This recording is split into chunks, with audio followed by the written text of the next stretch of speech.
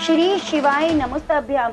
आज सोमवार के दिन सुनिए भगवान शिव की पौराणिक कथा और कथा के अंत में पंचाक्षर स्रोत हिंदी अनुवाद सहित। तो प्रिय भक्तों, आप भगवान शिव की कथा को पूरा पूरा जरूर सुनिए और कथा का पुण्य फल प्राप्त करने के लिए वीडियो को लाइक करके कमेंट बॉक्स में एक बार ओम नमः शिवाय जरूर जरूर लिखिए। आप सभी के जीवन की मंगल कामना करते हुए कथा का शुभ आरंभ करते हैं। ओम श्री गणेशाय नमः। बहुत समय पहले बालशल नामक गांव में विदुंग नाम का ब्राह्मण रहता था। वह अधर्मी, दुरात्मा और महान पापी था। उसकी स्त्री बहुत सुंदर थी। उसका नाम चंचला था। वह सदा उत्तम धर्म का पालन करती, परंतु विदुंग वैश्यगामी था। इस तरह कुकर्म करते हुए बहुत समय व्यतीत हो गया। उसकी स्त्री काम से पीड़ित होने पर भी धर्म नाश के भय से कलिश सहकर भी काफी समय तक धर्म से भ्रष्ट नहीं हुई, परंतु आगे चलकर वह भी दुराचारी पति के आचरण से प्रभावित होकर दुराचारी और अपने धर्म से विमुख हो गई। इस तरह दुराचार में डूबे हुए उन पति पत्नी का बहुत सा समय व्यर्थ व्यतीत हो गया। वैश्यगामी, दूषित बुद्धि वाला वह दुष्ट ब्राह्मण विदुंकारी नरक में चला गया। बहुत समय तक नरक के दुखों को भोगकर वे मूढ़ बुद्धि पापी विंध्य पर्वत पर भयंकर पिशाच हुआ। इधर और दुराचारी बिंदु के मारे जाने पर वह चंचला नामक स्त्री बहुत समय तक पुत्रों के साथ अपने घर में रहती रही। पति की मृत्यु के बाद वह भी अपने धर्म से गिरकर पर पुरुषों का संग करने लगी। सती विपत्ति में भी अपने धर्म का पालन नहीं छोड़ती। यही तो तप है। कठिन तो होता है, लेकिन इसका फल मीठा होता है। एक दिन देव योग से किसी पुण्य पर्व के आने पर वह अपने भाई बंधुओं के साथ गोकर्ण क्षेत्र में गई। उसने तीर्थ के जल में स्नान किया और बंदी जनों के साथ वहां घूमने लगी। वह एक देव मंदिर में गई। वहां उसने एक ब्राह्मण के मुख से भगवान शिव की परम पवित्र और मंगलकारी कथा सुनी। ब्राह्मण कह रहे थे, जो स्त्रियां व्यभिचार करती हैं वे मरने के बाद यमलोक में जाती हैं। तब यमराज के दूत उन्हें तरह तरह की यातना देते हैं कि वे कामांगर लोह के डंडों से दागे जाते हैं। तप्त लोह के डंडों से उनका संसर्ग कराते हैं और सारे दंड इतनी वेदना देने वाले होते हैं कि जीव पुकार पुकार कर कहता है कि अब ऐसा नहीं करेगा, लेकिन यमदूत उसे छोड़ते नहीं। कर्मों का फल तो सभी को भोगना पड़ता है। देव, ऋषि, मनुष्य सभी इसी से बंधे हैं। ब्राह्मण के मुख से वे वैराग्य बढ़ाने वाली कथा को सुनकर चंचला भय से व्याकुल हो गई। कथा समाप्त होने पर सभी लोग वहां से चले गए। तब कथा बांचने वाले ब्राह्मण देवता ने चंचला से कहा, हे ब्राह्मण, धर्म को न जानने के कारण मेरे द्वारा बहुत बड़ा दुराचार हुआ है। स्वामी, मेरे ऊपर कृपा कर मेरा उद्धार कीजिए। आपके प्रवचन को सुनकर मुझे इस संसार से वैराग्य हो गया है। मुझ मूढ़ चित्त वाली पापिन को धिक्कार है। मैं निंदा के योग्य हूँ। मैं बुरे विषयों में फंसकर अपने धर्म से विमुख हो गई थी। कौन मुझ जैसी को मार्ग में मन लगाने वाली पापिन का साथ देगा? जब यमदूत मेरे गले में फंदा डालकर मुझे बांधकर ले जाएंगे और नरक में मेरे शरीर के टुकड़े करेंगे, तब मैं कैसे उस महान यातना को सहन कर पाऊंगी? मैं सब प्रकार से नष्ट हो गई हूँ, क्योंकि अभी तक मैं हर तरह से पाप में डूबी रही।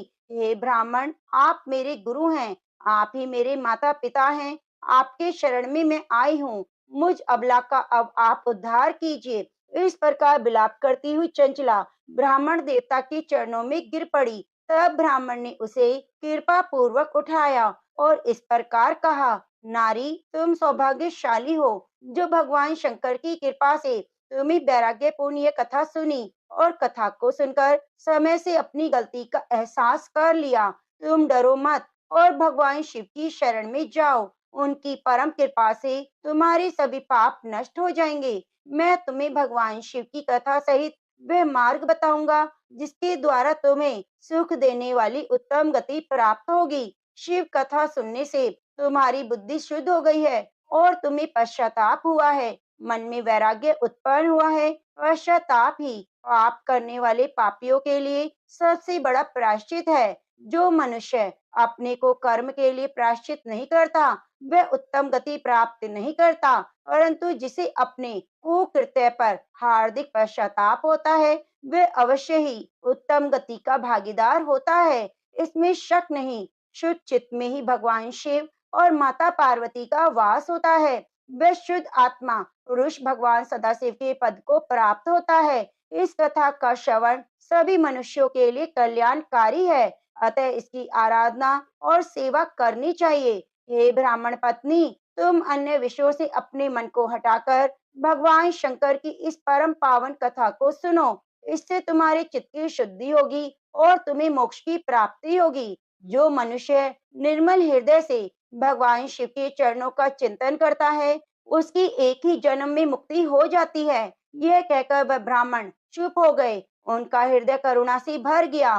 वे ध्यान में मग्न हो गए। ब्राह्मण का उपदेश सुनकर चंचला के नेत्रों में आनंद के आंसू छलक आए। वह हर्ष से भरे हृदय से ब्राह्मण देवता के चरणों में गिर गई और हाथ जोड़कर बोली, मैं कृतार्थ हो गई। हे ब्राह्मण शिव भक्तों में श्रेष्ठ स्वामिन, आप धन्य हैं। आप परमार्थदर्शी हैं और सदा परोपकार में लगे रहते हैं। साधु, मैं नरक के समुद्र में गिर रही हूँ, कृपया मेरा उद्धार कीजिए। जिस पौराणिक और अमृत के समान कथा की बात आपने की है, उसे सुनकर मेरे मन में वैराग्य उत्पन्न हुआ है। उस अमृतमय कथा को सुनने के लिए मेरे मन में बड़ी श्रद्धा हो रही है।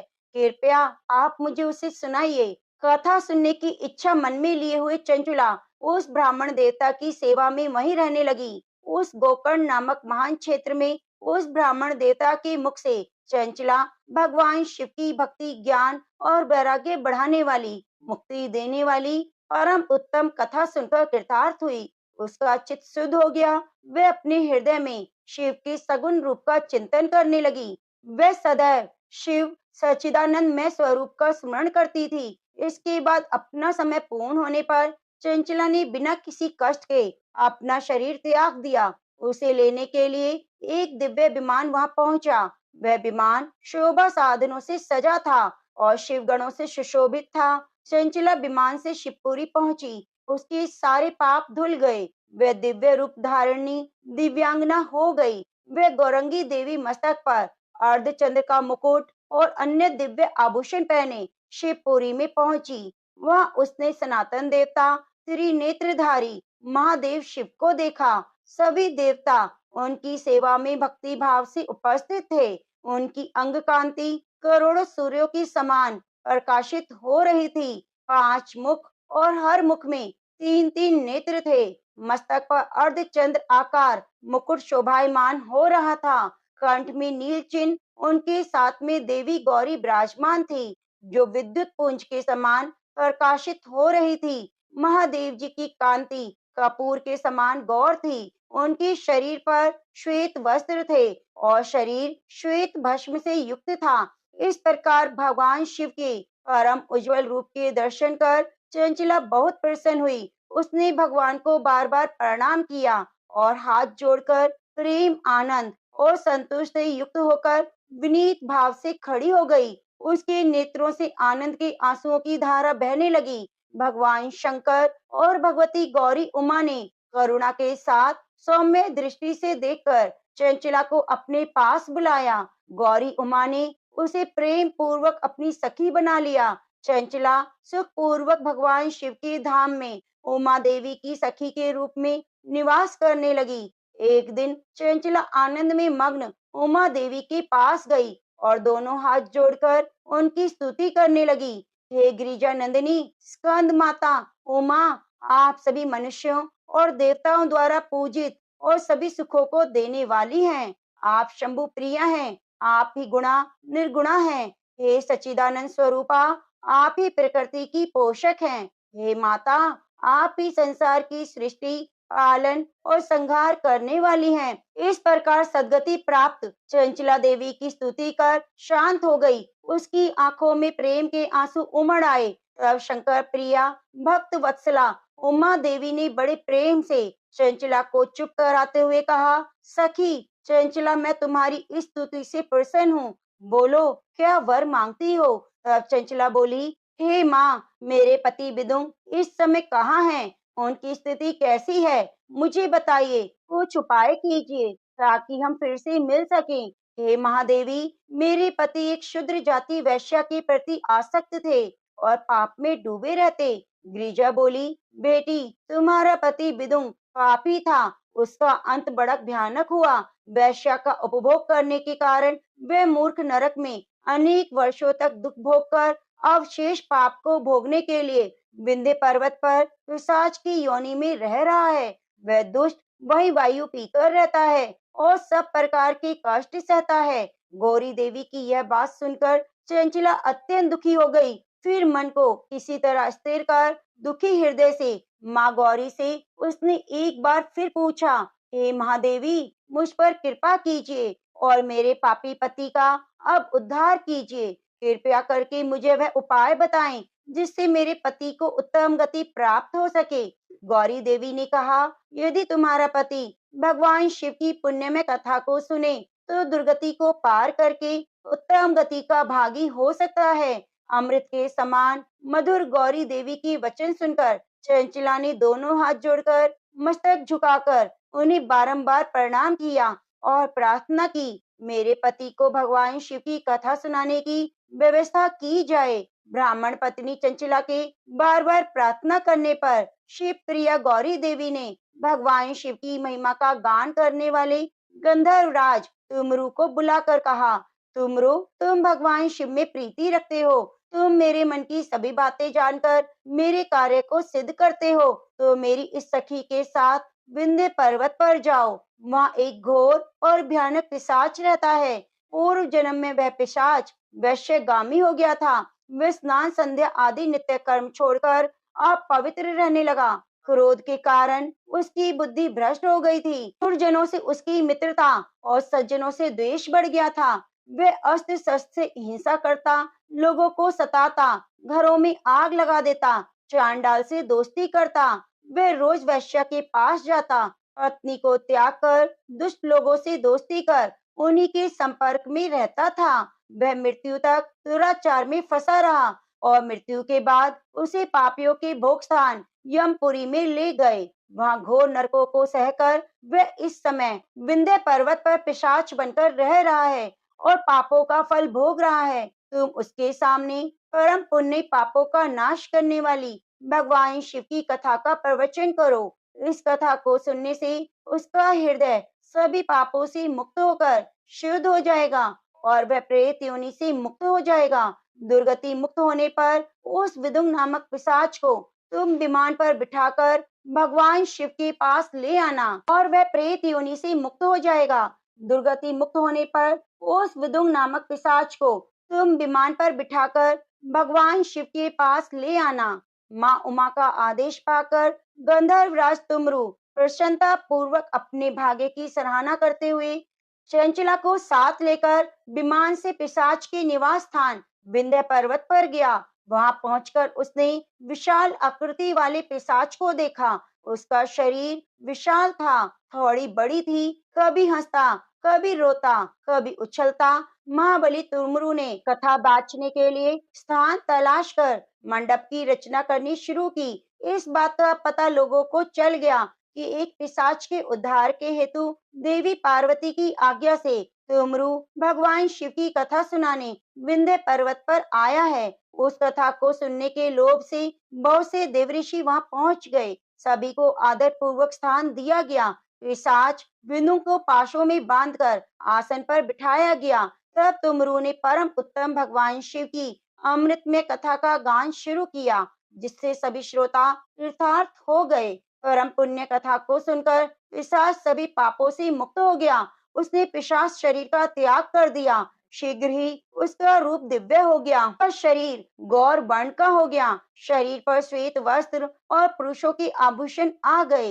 इस प्रकार दिव्य देहधारी विदुम अपनी पत्नी चंचला के साथ स्वयं भी भगवान शिव का गुणगान करने लगा। उसे दिव्य रूप में देखकर सभी को बहुत आश्चर्य हुआ। उसका मन परम आनंद से परिपूर्ण हो गया। सभी भगवान महेश्वर के अद्भुत चरित्र को सुनकर कृतार्थ होकर उनका यशोगान करते हुए अपने अपने धाम को चले गए। विदुम अपनी पत्नी चंचला के साथ विमान में बैठकर शिवपुरी की ओर चल दिया। महेश्वर के गुणों का गान करता हुआ विदुम अपनी पत्नी चंचला और तुमरू के साथ शीघ्र ही शिवधाम पहुंच गया। भगवान शिव, देवी पार्वती ने उसे अपना पार्षद बना लिया। दोनों पति पत्नी सुख पूर्वक भगवान महेश्वर और देवी गौरी के चरणों में अविचल निवास पाकर धन्य हो गए। तो प्रेम से बोलिए, उमा महेश्वर भगवान ने की जय हो। अब आइए सुनते हैं बड़ी श्रद्धा पूर्वक सोमवार व्रत की कथा। ओम नमः शिवाय। एक बहुत धनवान साहूकार था। उसके घर में धन आदि किसी भी प्रकार की कोई कमी नहीं थी। उसको एक ही दुख था कि उसके कोई पुत्र नहीं था। उसी चिंता में वह दिन रात दुखी रहता। वह पुत्र की प्राप्ति हेतु प्रत्येक सोमवार को सोमेश्वर व्रत और चंद्रदेव और शिव जी का पूजन किया करता। वह प्रतिदिन शिव मंदिर में जाकर शिव जी की पूजा किया करता था। सुबह शिवलिंग पर जल चढ़ाता और सायंकाल मंदिर में दीपक जलाया करता। उसकी भक्ति भाव को देखकर एक दिन श्री पार्वती जी ने शिव जी महाराज से कहा, हे महाराज, ये साहूकार आपका अत्यंत भक्त है और सदैव आपका व्रत पूजन बड़ी श्रद्धा से करता है। आपको इसकी मनोकामना पूरी करनी चाहिए। शिव जी ने कहा, हे पार्वती, ये संसार कर्म क्षेत्र है। जैसे किसान खेत में बीज बोता है, वैसे ही फल काटता है, उसी तरह इस संसार में जो जैसा करता है वैसा ही फल भोगता है। पार्वती ने अत्यंत आग्रह से कहा, महाराज, जब ये आपका ऐसा भक्त है और यदि इसको किसी प्रकार का कोई दुख है तो अवश्य दूर करना चाहिए, क्योंकि आप सदैव अपने भक्तों पर दयालु हैं, उनकी दुखों को दूर करते हैं। यदि आप ऐसा न करेंगे तो मनुष्य क्यों आपकी सेवा पूजा करेंगे। पार्वती जी का ऐसा आग्रह देख शिव जी महाराज कहने लगे, हे पार्वती, इसके कोई पुत्र नहीं, इसी चिंता से ये अति दुखी रहता है। इसके भाग्य में पुत्र न होने पर भी मैं इसको पुत्र प्राप्ति का वरदान देता हूँ, परंतु वह पुत्र केवल 12 वर्ष तक जीवित रहेगा। उसके बाद वह मृत्यु को प्राप्त हो जाएगा। इससे अधिक मैं और कुछ नहीं कर सकता। ये सब बातें वह साहूकार सुन रहा था। इससे उसको न प्रसन्नता हुई और न ही कोई कष्ट हुआ। वह पहले जैसा ही शिव जी महाराज का व्रत और पूजन करता रहा। कुछ काल व्यतीत हो जाने पर साहूकार की स्त्री गर्भवती हुई और 10वें महीने में उसने एक सुंदर पुत्र को जन्म दिया। साहूकार के घर बहुत खुशी मनाई गई, परंतु साहूकार ने उसकी केवल 12 वर्ष की आयु जान कोई अधिक प्रसन्नता प्रकट नहीं की और न ही किसी को भेद बतलाया। जब वह 11 वर्ष का हो गया तो बालक की माता ने उसके पिता से विवाह आदि के लिए कहा, परंतु साहूकार कहने लगा, मैं अभी इसका विवाह नहीं करूंगा और काशी जी पढ़ने के लिए भेजूंगा। फिर साहूकार ने अपने साले अर्थात उस बालक के मामा को बुलाकर उसको बहुत सा धन देकर कहा, तुम इस बालक को काशी जी पढ़ने ले जाओ। रास्ते में जिस स्थान पर भी जाना, यज्ञ करते और ब्राह्मणों को भोजन कराते जाना। वे दोनों मामा भांजे सब जगह सब प्रकार का यज्ञ कराते और ब्राह्मणों को भोजन कराते जा रहे थे। रास्ते में उनको एक शहर पड़ा। उस शहर के राजा की कन्या का विवाह था। दूसरे राजा का लड़का जो विवाह करने के लिए बारात लेकर आया, वह एक आंख से काना था। उसके पिता को इस बात की बड़ी चिंता थी कि कहीं वर को देखकर कन्या के माता पिता विवाह में किसी प्रकार की अड़चन पैदा ना कर दे। इस कारण जब उसने अति सुंदर सेठ के लड़के को देखा तो मन में विचार किया, क्यों न इस लड़के को वर के कपड़े पहनाकर और घोड़ी पर चढ़ाकर ले जाएं। बड़ी सुंदरता से सब कार्य हो गए। वर के पिता ने सोचा, यदि विवाह कार्य भी इसी लड़के से करा दिया जाए तो क्या बुराई है। ऐसा विचार कर राजा ने लड़के और उसके मामा से कहा, यदि आप फेरों और कन्यादान का काम भी करा दें तो आपकी बड़ी कृपा होगी। हम इसके बदले बहुत सा धन देंगे। उन्होंने भी स्वीकार कर लिया और विवाह कार्य भी अच्छी तरह से हो गया।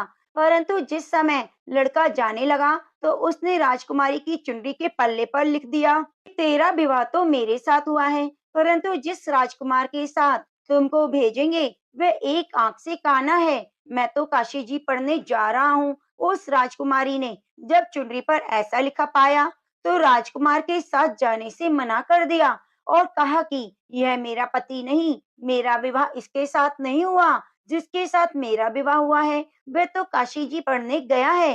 राजकुमारी के माता पिता ने अपनी कन्या को विदा नहीं किया और बारात वापस चली गई। उधर वह सेठ का लड़का और उसका मामा काशी जी पहुंच गए। वहां जाकर उन्होंने यज्ञ करना और लड़के ने पढ़ना शुरू कर दिया। जब लड़के की आयु 12 वर्ष की हो गई, उस दिन भी उन्होंने यज्ञ रचा रखा था। लड़के ने अपने मामा जी से कहा, मामा जी, आज तो मेरी तबीयत कुछ ठीक नहीं। मामा ने कहा, अंदर जाकर सो जाओ। लड़का अंदर जाकर सो गया।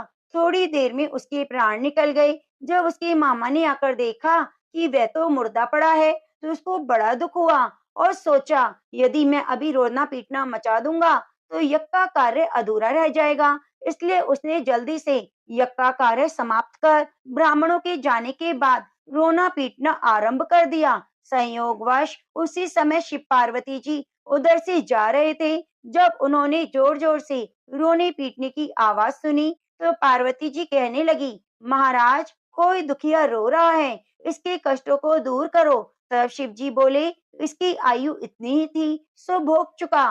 पार्वती जी ने कहा, महाराज, कृपा करके इस बालक की आयु दो, नहीं तो उसके माता पिता तड़प तड़प कर मर जाएंगे। पार्वती जी के इस प्रकार बार बार आग्रह करने पर शिव जी ने उसको वरदान दिया और शिव जी महाराज की कृपा से लड़का जीवित हो गया। शिव पार्वती कैलाश चले गए। कुछ दिन बाद लड़का और मामा उसी प्रकार यज्ञ करते हुए अपने घर की ओर चल पड़े। रास्ते में उसी शहर में आए जहाँ लड़के का विवाह हुआ था। वह आकर उन्होंने यज्ञ किया। लड़के का ससुर यज्ञ में आया। उसने लड़के को पहचान लिया और अपने महल में ले जाकर बड़ी खातिर की। कुछ दिन बाद बहुत से दास दासियों के सहित आदर पूर्वक लड़की और जमाई को विदा कर दिया। जब वह अपने शहर के निकट आए तो मामा ने कहा, मैं पहले तुम्हारे घर जाकर सबको खबर कर आता हूँ। उस समय लड़के के माता पिता अपने घर की छत पर बैठे हुए थे। उन्होंने यह प्रण कर रखा था कि हमारा पुत्र सकुशल घर पर आएगा तो वे राजी खुशी नीचे उतर आएंगे, नहीं तो छत से गिरकर अपने प्राण दे देंगे। इतने में ही उस लड़के के मामा ने आकर यह समाचार दिया कि आपका पुत्र आ गया है, परंतु उनको विश्वास नहीं हुआ। तब उसके मामा ने शपथ पूर्वक कहा, आपका पुत्र अपनी स्त्री के साथ बहुत सा धन लेकर आया है। तो सेठ ने आनंद के साथ उसका स्वागत किया और बड़ी प्रसन्नता के साथ रहने लगे। इसी प्रकार जो भी सोमवार के व्रत को विधि विधान से करता है, कथा को सुनता है, उसके सब दुख दूर होकर मनोकामनाएं पूरी होती हैं। तो प्रेम से बोलिए, उमापति महादेव की जय। बड़ी ही श्रद्धा और भक्ति के साथ अब सुनिए सोमवार की दूसरी कथा। एक बार की बात है, माता पार्वती शिव जी को पति रूप में प्राप्त करने के लिए घोर तप कर रही थी। उनकी तप को देखकर देवताओं ने शिव जी से देवी की मनोकामना को पूरी करने की प्रार्थना की। शिव जी ने पार्वती जी की परीक्षा लेने के लिए सप्त ऋषियों को भेजा। सप्त ऋषियों ने शिव जी के सैकड़ों अवगुण गिनाए, पर पार्वती जी को महादेव जी के अलावा किसी और से विवाह मंजूर नहीं था। तब शंकर जी ने स्वयं पार्वती जी की परीक्षा लेने की ठानी। तब भगवान शंकर स्वयं प्रकट हुए और पार्वती जी को वरदान देकर अंतर्ध्यान हो गए। इतने में पार्वती माता जहाँ तप कर रही थी, वहीं पास में तालाब में मगरमच्छ ने एक लड़के को पकड़ लिया। लड़का जान बचाने के लिए चिल्लाने लगा। तब पार्वती जी ने उस बच्चे की चीख सुनी नहीं गई और द्रवित हृदय होकर वे तालाब पर पहुंची। वहां देखा कि मगरमच्छ लड़के को तालाब के अंदर खींच ले जा रहा है। लड़के ने देवी माँ को देखकर कहा, मेरी माता पिता भाई बंधु कोई नहीं, आप मेरी रक्षा करें। तो पार्वती जी ने कहा, मगरमच्छ, इस लड़के को छोड़ दो। मगरमच्छ बोला, दिन के छठे पहर में मुझे जो मिलता है उसे मैं अपना आहार समझकर स्वीकार कर लेता हूँ, यह मेरा नियम है। ब्रह्मदेव ने दिन के छठे पहर में इस लड़के को भेजा है, तो मैं इसे क्यों छोड़ूं? पार्वती जी ने विनती की कि तुम इसे छोड़ दो, बदले में तुम्हें जो चाहिए वह मुझसे कहो। तो मगरमच्छ बोला, एक ही शर्त पर मैं छोड़ूंगा। आपने तप करके महादेव जी से जो वरदान लिया है, यदि उस तप का फल मुझे दे दो तो मैं इसे छोड़ दूंगा। पार्वती जी तुरंत तैयार हो गई। उन्होंने कहा, मैं अपने तप का फल तुम्हें देने को तैयार हूँ, लेकिन तुम इस बालक को छोड़ दो। मगरमच्छ ने समझाया, सोच लो देवी, जोश में आकर संकल्प मत करो। हजारों वर्ष तक जैसा तप किया है वैसा देवताओं के लिए भी संभव नहीं। उसका सारा फल इस बालक के प्राणों के बदले चला जाएगा। पार्वती जी ने कहा, मेरा निश्चय पक्का है, मैं तुम्हें अपने तप का फल देती हूँ, तुम इसको जीवन दे दो। मगरमच्छ ने पार्वती जी से तप दान करने का संकल्प करवाया। तप का दान होते ही मगरमच्छ की देह तेजी से चमकने लगी और वह बोला, हे पार्वती, यह देखो, तप के प्रभाव से मैं तेजस्वी बन गया हूँ। तुमने जीवन भर की पूंजी एक बच्चे के लिए व्यर्थ कर दी। चाहे तो अपनी भूल सुधारने का एक मौका और दे सकता हूँ। तब पार्वती जी ने कहा कि ग्रह, अब तो मैं पुनः कर सकती हूँ। यदि तुम इस लड़के को निगल जाते तो इसका जीवन वापस नहीं मिल सकता था। देखते ही देखते वह लड़का अदृश्य हो गया और मगरमच्छ भी लुप्त हो गया। पार्वती जी ने विचार किया, मैंने तप तो दान कर दिया, अब पुनः से तप आरंभ करूंगी। पार्वती जी ने फिर से तप करने का संकल्प किया। भगवान सदाशिव फिर से प्रकट होकर बोले, हे पार्वती, भला तप क्यों कर रही हो? तब पार्वती जी ने कहा, हे प्रभु, मैंने अपने तप का फल दान कर दिया है। आपको पति रूप में पाने के संकल्प के लिए मैं फिर से वैसा ही घोर तप करके आपको प्रसन्न करूंगी। तो महादेव जी बोले, मगरमच्छ और लड़का दोनों रूपों में मैं ही था। महाराज, चित्त प्राणी मात्र में अपने सुख दुख का अनुभव करता है या नहीं, इसकी परीक्षा लेने के लिए मैंने ही यह लीला रची थी। अनेक रूपों में दिखने वाला मैं एक ही हूँ। मैं अनेक शरीरों में शरीरों से अलग निर्विकार हूँ। तुमने अपना तप मुझे ही दान दिया है, इसलिए अब और तप करने की आवश्यकता नहीं। देवी ने महादेव जी को प्रणाम कर प्रसन्न मन से विदा किया। प्रेम से बोलो, भगवान शंकर माता पार्वती की जय। अब आइए सुनते हैं भोलेनाथ की तीसरी कथा। नारद जी ने एक बार भोलेनाथ की स्तुति करके पूछा, प्रभु, आपको प्रसन्न करने के लिए सबसे उत्तम और सुलभ साधन किया है। हे त्रिलोकीनाथ, आप तो निर्विकार और निष्काम हैं। आप सहज ही प्रसन्न हो जाते हैं। फिर भी मेरे जानने की इच्छा है कि आपको क्या प्रिय है। तब शिव जी बोले, नारद जी, वैसे तो मुझे भक्त के भाव सबसे प्रिय हैं, फिर भी आपने पूछा है तो मैं बताता हूँ। मुझे जल के साथ बिल्व पत्र बहुत प्रिय है। जो अखंड बिल्व पत्र मुझे श्रद्धा से अर्पित करते हैं, मैं उन्हें अपने लोक में स्थान देता हूँ। नारद जी भगवान शंकर और माता पार्वती की वंदना कर अपने लोक को चले गए। उनके जाने के बाद पार्वती जी ने शिव जी से पूछा, हे प्रभु, मेरी यह जानने की बड़ी तीव्र इच्छा हो रही है कि आपको बेलपत्र इतने प्रिय क्यों हैं? कृपया करके मेरी जिज्ञासा शांत कीजिए। तब शिव जी बोले, हे शिवे, बिल्व के पत्ते मेरी जटा के समान हैं। त्रिपात्र यानी तीन पत्ते ऋग्वेद, यजुर्वेद और सामवेद हैं। शाखाएं समस्त शास्त्र का स्वरूप हैं। बिल्व वृक्ष को आप पृथ्वी का कल्प वृक्ष समझे, जो ब्रह्मा विष्णु शिव स्वरूप है। हे पार्वती, स्वयं माँ लक्ष्मी ने शैल पर्वत पर बिल्व रूप में जन्म लिया। इस कारण भी बेल का वृक्ष मेरे लिए अति प्रिय है। माँ लक्ष्मी ने बिल्व का रूप धरा, यह सुनकर पार्वती जी कौतूहल में पड़ गई। पार्वती जी कौतूहल से उपजी जिज्ञासा को रोक ना पाई। उन्होंने पूछा, देवी लक्ष्मी ने आखिर बिल्व वृक्ष का रूप क्यों लिया? आप ये कथा विस्तार से बताइए। भोलेनाथ ने देवी पार्वती को कथा सुनाना शुरू किया। हे देवी, सतयुग में ज्योति रूप में मेरे अंश का रामेश्वर लिंग था। ब्रह्म आदि देवों ने उसका विधिवत पूजन अर्चन किया।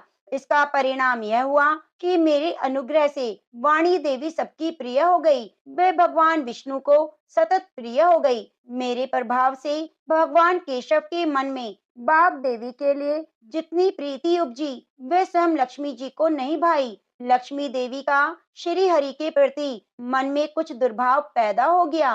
वे चिंतित और रुष्ट होकर चुपचाप परम उत्तम श्री शैल पर्वत पर चली गई। वहां तप करने का निर्णय किया। उत्तम स्थान का चयन करने लगी। माँ लक्ष्मी ने उत्तम स्थान का निश्चय करके मेरे लिंग विग्रह की उग्र तपस्या आरंभ कर दी। उनकी तपस्या कठोरतम होती जा रही थी। हे परमेश्वरी, कुछ समय बाद माँ लक्ष्मी जी ने मेरे लिंग विग्रह से थोड़ा धर्म में एक वृक्ष का रूप धारण कर लिया। अपने पत्तों और पुष्पों द्वारा निरंतर मेरा पूजन करने लगी। इस तरह से लक्ष्मी जी ने 1 करोड़ वर्ष तक घोर आराधना की। अंततः उन्हें मेरा अनुग्रह प्राप्त हुआ। मैं वहां प्रकट हुआ और देवी से इस घोर तप की आकांक्षा पूछकर वरदान देने को तैयार हुआ।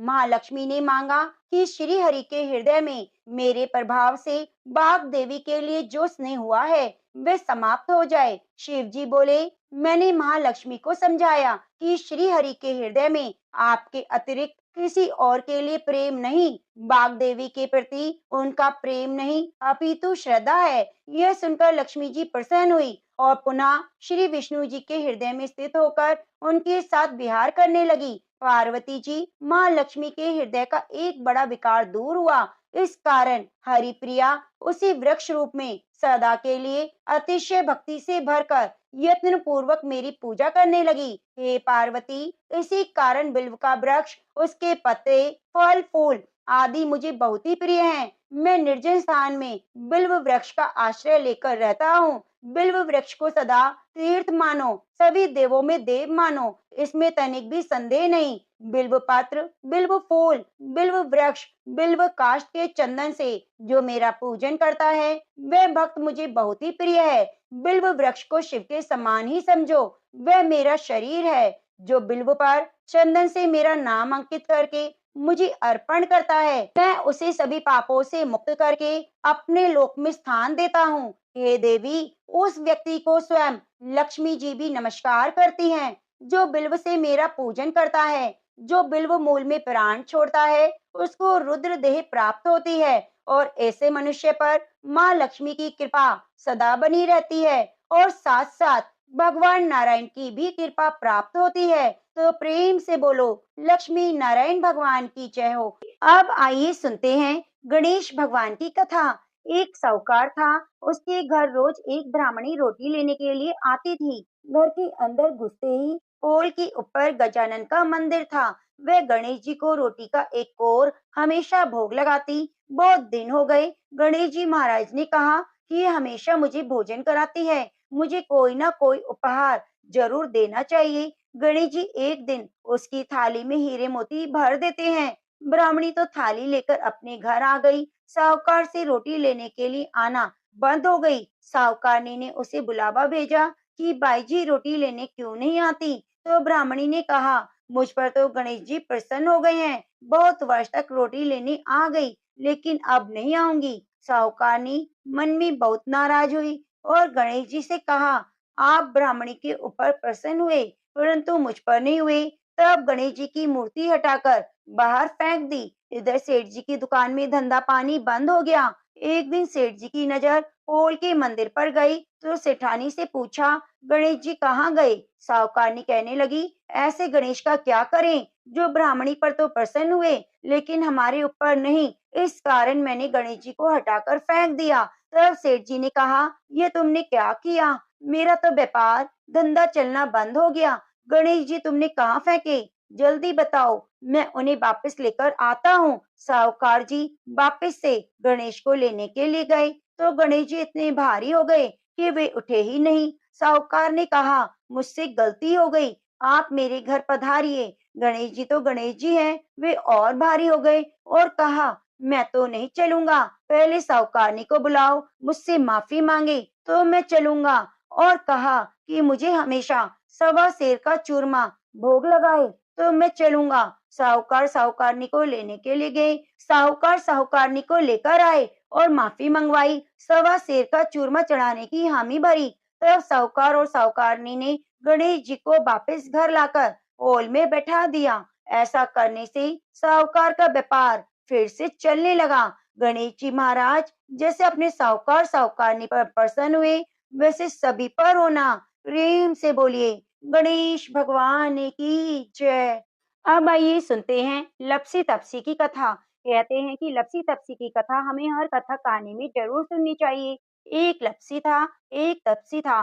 तपसी हमेशा भगवान की तपस्या में लीन रहता। लपसी रोजाना सवा सेर की लापसी बनाकर भगवान का भोग लगाकर जीम लेता था। एक दिन दोनों लड़ने लगे। तपसी बोला, मैं रोज भगवान की तपस्या करता हूँ, इसलिए मैं बड़ा हूँ। लपसी बोला, मैं रोज भगवान का सवा सेर लापसी का भोग लगाता हूँ, मैं बड़ा हूँ। नारद जी वहां से गुजर रहे थे। दोनों को लड़ता देखकर उनसे पूछने लगे, तुम क्यों लड़ रहे हो? लपसी ने खुद के बड़ा होने का कारण बताया और लपसी ने भी अपना कारण बताया। तो नारद जी बोले, तुम्हारा फैसला मैं कर दूंगा। दूसरे दिन लपसी तपसी नहाकर अपनी रोज की भक्ति करने आए। नारद जी ने छुपकर ₹1.25 करोड़ की एक एक अंगूठी दोनों के आगे रख दी।